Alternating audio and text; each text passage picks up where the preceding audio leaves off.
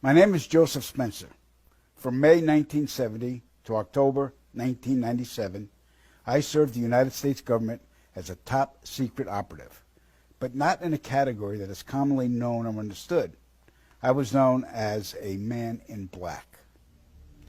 Following 7 years acting as a counterintelligence agent for the CIA, I was recruited for a new assignment that entailed working within above top secret operations.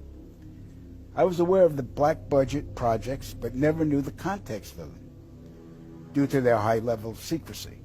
Even the president was denied access to their inner workings. Annually, billions of dollars are poured into black projects, which operate without any supervision or intrusion. They have full autonomy. The operations deal primarily with advancing military technologies, most of which have been reverse engineered from recovered alien spacecrafts that had either crashed or were shot down by our military. The public, sadly, will never, ever have knowledge of these operations. This transition in my life happened in 1970. The senior black project director was William T. Latham, who had worked under CIA Executive Director Richard Schlesinger. Latham stated that I was the perfect candidate for my new position. I was a foster child, and I had no connections to existing relatives. I had no friends or social life. It was easy for them to erase my past and provide me with a new identity. I gave myself to them as a priest would to his God. But first, my mind had to be erased. I was injected with various forms of mind-altering drugs, LSD, heroin, mescaline, morphine, sodium pentothal, and more. Drug-induced hypnosis followed with antegrade and retrograde amnesia. The goal was to program me to do two things: kill and forget. After 9 months of programming, I had become a man in black. What I later discovered was that not all the men in black were human. About a third were alien hybrids. Their distinctive feature was the absence of whites in their eyes, giving the impression of empty eye sockets. This unsettled me, and it took months to adjust to the reality of alien integration. My assignments largely dealt with UFO sightings and crash sites. In August of 1971, I witnessed my first UFO crash site just north of Edwards Air Force Base in California. Inside the craft were 3 grayed humanoids, 2 dead, 1 still alive. Also in the craft was a human female abductee. The alien humanoids were transported to the base, but 2 witnesses had arrived before us and took several photographs. The first surrendered his camera, but the second fled. When we apprehended him, he resisted, and I was ordered to silence him, which I did. The killing of witnesses was executed with a wand that acted very much like today's taser, but the voltage from the wand would cause immediate cardiac arrest, and the victim's death would be attributed to natural causes. We silenced countless victims, not only men, but women of all ages and even teenagers. The following day, after each kill, our memories were reset, so we would have no recollection of the murders. A good majority of the victims were ufologists and whistleblowers. Among the ufologists I personally silenced were Paul William Cooper, Milton Vigay, Claude Monroe, Anthony Vargas, and noted documentarian Samantha Willis. When my wand malfunctioned with Samantha, I resorted to strangulation. She fought for her life for almost 2 minutes. In recalling this act, I stared into her pleading eyes for the entire duration with absolutely no remorse, guilt, or feelings. That was how effective the mind conditioning was. And it's her face that haunts my dreams more than anyone's to this day. So they stuffed out a documentarian. Yep. Well, that's not good to hear. Yeah. All right, we're going to move on. In 1954, Dwight Eisenhower signed what's known as the Granada Treaty with the alien gray race. In exchange for shared alien technologies, the Greys were allowed to abduct a number of humans annually for medical examination. The Greys also demanded anonymity from the public. A short time later, human technology took a giant leap forward with circuit chips, fiber optics, and lasers. The grounded treaty is still active today, but the number of human abductions has increased, despite objections from the world governments. Now, the really interesting part. Every year, at least 8 million children go missing in the world. I can attest that 1/3 of them are abducted by government operatives and transported to any one of the 1,477 underground military installations on the planet, then imprisoned for the remainder of their lives. The children are subjected to biological and genetic experiments, dissections, and mutilations performed not by human scientists, but an alien gray species. During my stay at the Vanguard Underground Base north of Phoenix, Arizona, I witnessed many of these procedures. Because there was no form of anesthesia administered to the young patients, the halls reverberated with the screams of tortured children from morning to night. The ones that perished were incinerated in the installation's crematoriums. My point of contact at this base was Lieutenant Colonel Charles T. Leninger, and he was a human-alien hybrid. And get ready for this. In 1994, the World Population Summit in Cairo, Egypt, had 160 nations participate, where they all agreed that the human population was out of control and must be stopped because the world is running out of resources. An agreement was formed that would mandate the reduction of humans from 6 billion to 800 million by the year 2030. This meant finding a method or methods to wipe out nearly 95% of the population. Solutions were discovered, investigated, tested, then created, and have been in full force since. The procedures have been inflicted onto the human race are as follows. 1. Toxic levels of chemically enhanced fluoride have been secretly added to our drinking water over the last 20 years in every city and community on the planet.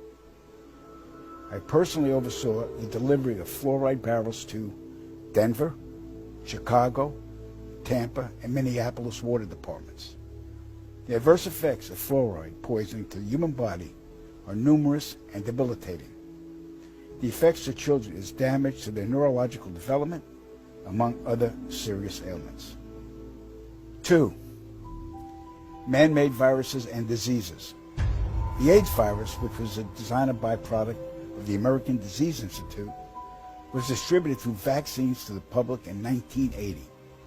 Instituted as a preliminary population control tactic, the results were successful and led to more lab-produced viruses that have since been unleashed onto the public. Among those is the development of a mutated version of the common flu to replicate the 1918 influenza pandemic that killed 40 million people. The first strain of this new flu virus will be released to the public in late 2017. So if we see a flu outbreak in the late 2017 or early 2018 that's killing people, we'll know this is true. Right. 3. Killing us from the air with neurotoxins, barium chloride, cancer microbes, and viruses by way of chemtrails, released into the skies daily over all inhabited regions by military aircrafts. The effects of these toxins are severe and over time lethal, causing respiratory ailments, cancer, damage to the immune systems, and sterilization in men. Since the chemtrail plan was implemented, sperm count in men has dropped nearly 50%. If this isn't reversed soon, the human race will face early extinction. Now the grand finale. This is some scary shit. In March 1997, an event known as the Phoenix Lights became the most infamous UFO sighting in history. A mile-wide vessel, clearly not man-made, flew slowly and silently over the state of Arizona and was witnessed by 10,000 people, including the governor of Arizona. To date, there has been no reasonable explanation. But for every witness interviewed, the craft was as real as anything they'd ever seen. Their lives were transformed. They now believe that we truly are not alone. However, there is another truth, for I know what they really saw. In 1986, while stationed at an underground installation near Boulder, Colorado, I was introduced to Project Skybeam by Lieutenant General Andrew Garris. I was then led down a corridor and into a large hangar, where a stealth bomber hovered only 20 feet above me. I stood there confused. Then Garris looked over at me and smiled, then asked if I was certain of what I was seeing. I replied, of course. What else could it be? I was then shocked to find out that this wasn't a real craft. It was a projected hologram. Since the early 1950s, scientists have been developing holographic technology, and over the years improved it to a state that we can only imagine.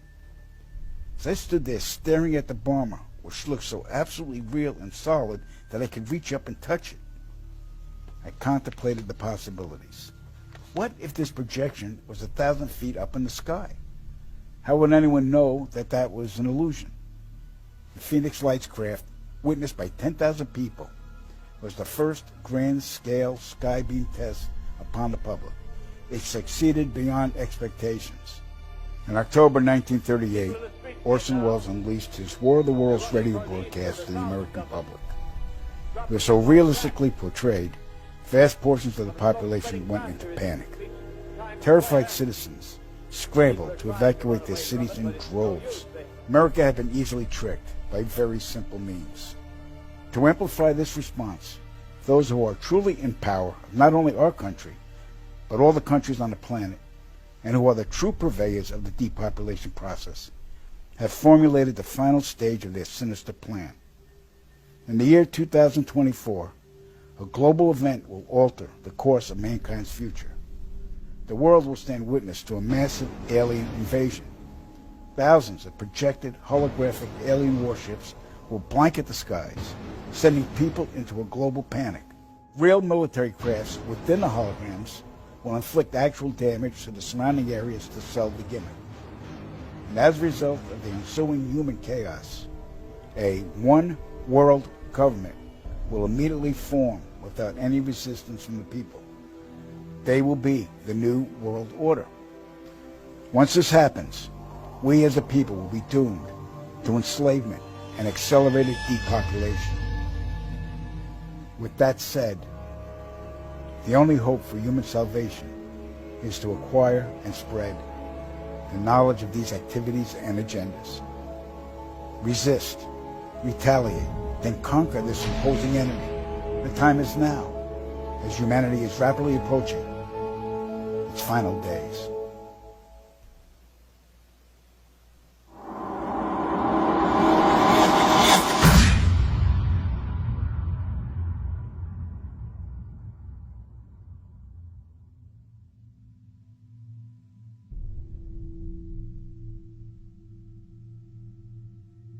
The knowledge of what's coming is taking its toll on me. I see all of these people living their lives, enjoying themselves, planning their futures, oblivious to the fact that it's all going to end soon.